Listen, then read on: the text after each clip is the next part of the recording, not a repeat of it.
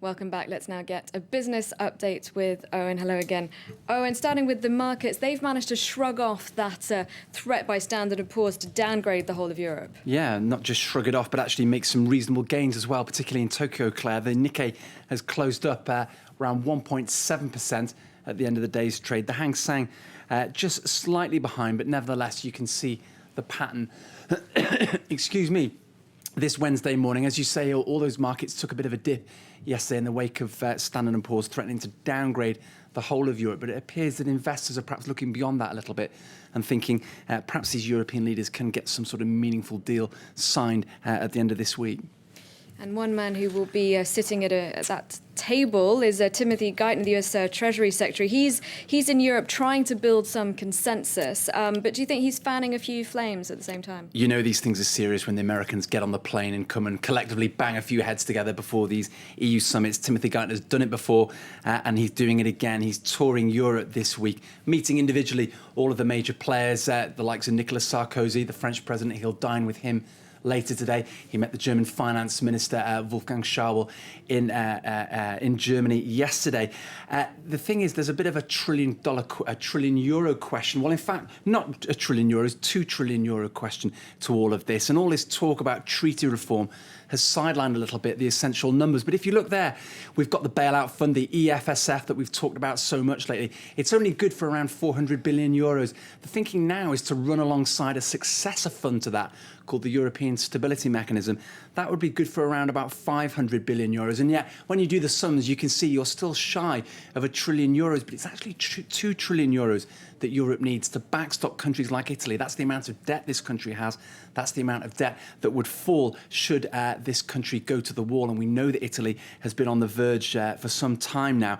There are question marks as well, and Timothy Geithner did allude to this. He thinks that the European Central Bank should play a central role in this whole crisis. And yet that turns on its head the logic of people like Angela Merkel, who in fact want the ECB to be well away from this. They just want the ECB people like Angela Merkel want the ECB to get on and do what it's supposed to do. That's control inflation, lend to banks, and not get involved in the business of bailouts. The IMF as well, there's a question mark over that. How much would the IMF be able to put into this fund, and where exactly would the money come from? These kind of things have yet to be tied up, and you wonder whether they're going to be able to, these leaders will be able to kind of resolve these questions just in one summit on Friday. Now, there are also concerns about Europe developing a two-tier economy with those in and those outside a bloc that sets common taxes. It's driving renewed tensions between the UK and France. London remains one of the most competitive places in the world to do business, with lower corporate tax than many continental neighbours like France. But Nicolas Sarkozy thinks that in a rapidly evolving Europe, Paris might be a better bet. William Edwards reports. At the opening of Google's new Paris offices on Tuesday, Nicolas Sarkozy didn't miss an opportunity to highlight France's friendly rivalry with the UK when it comes to business. Just look at how they're raising taxes in London. We're going to see some of our young people coming back. Come back here. Friendly business. No, I'm just joking. Don't tell David Cameron I said that. In fact, at the moment, it's the UK that's fighting EU attempts to up taxes in the City of London. Despite Europe's crisis of confidence, the city remains one of the world's key financial hubs. With changes to core EU treaties being suggested to save the euro, Britain's Prime Minister says the UK won't sign up unless there are safeguards for the city.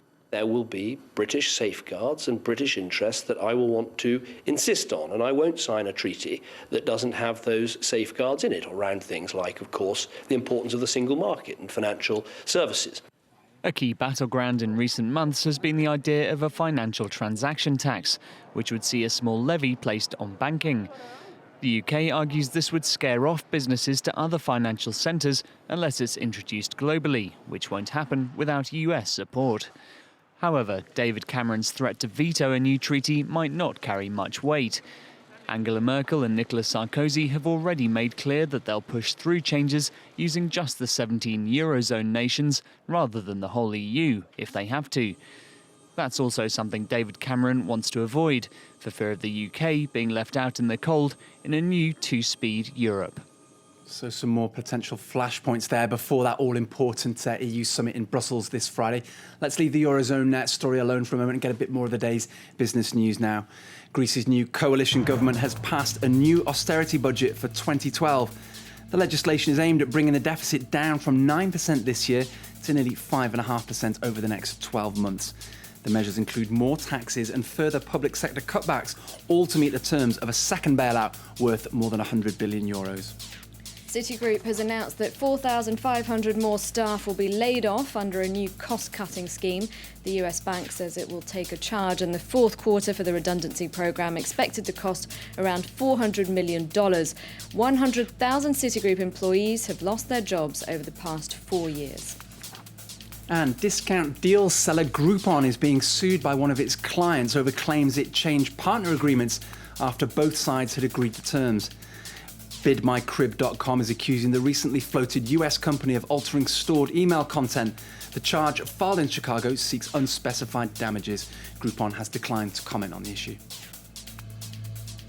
Now, have you started writing your Christmas cards yet? The next few weeks are the busiest for most post services around the world, but email and social networking are hammering traditional mail services. So much that the US Postal Service is having to cut back and end guaranteed next-day delivery.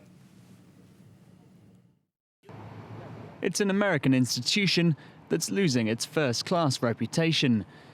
The US Postal Service is close to bankruptcy, and to save money, it's shutting down more than half of its sorting offices. This will mean first-class letters will no longer get next-day delivery. The USPS says the main reason for the fall in revenues is that customers are choosing web-based services instead of the post. They're choosing electronic bill payment, they're choosing electronic communication via the internet and email, things like that. Our network is simply too big to handle the revenues that are coming in today, but more importantly, way too big for what we're projecting in the future. Volumes of first-class mail have fallen by 20% since 2006 and are expected to slump by a further half by 2020.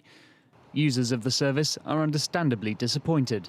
Well, I'm not happy about them, but what else can you do with this economy? If they're getting ready to go bankrupt, it's better to cut back than to totally go totally bankrupt. Legislation is going through Congress which could enable the USPS to further cut costs.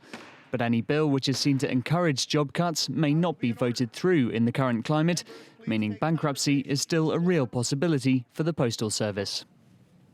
Our producer was just in our ear just then during that report, asking who sends traditional mail anymore. Well, I do.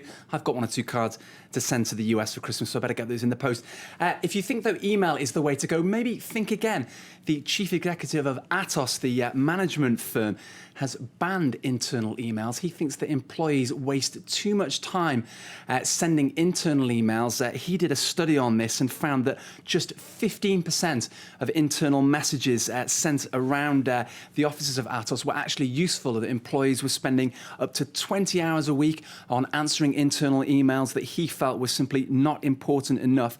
So he wants to ban internal emails by 2014. He simply wants staff to go back to the traditional method of communication, talking to each other, maybe holding meetings to get things done. There is some scepticism, though, as to whether this can be achieved. We're talking about a company that's got offices in 42 countries around the world, thousands of staff, in fact, 80,000 employees. Some people aren't quite sure that this company will be able to achieve that. The staff might not be too happy about that. It might not go down very well. OK, thanks very much for that look at the day's business news. Owen Fairclough there. Now, do stay tuned to France 24. We've got more news coming up in just a couple of minutes, and that's with Stuart Norval. Don't go away.